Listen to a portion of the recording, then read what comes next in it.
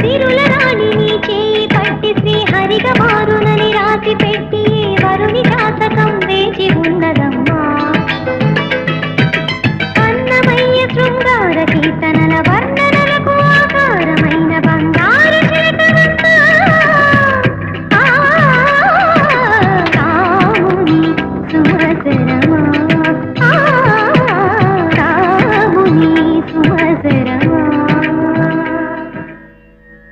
కదిలే వెన్నెల శిల్పమా, కలలే అలగను రూపమా, అనుమతి నడకట ఎదసడిలో అలకడి రేపే అపురూపమైన భావమా. చిలుకు తడికి చిగురు తొడుగు పువ్వమ్మా.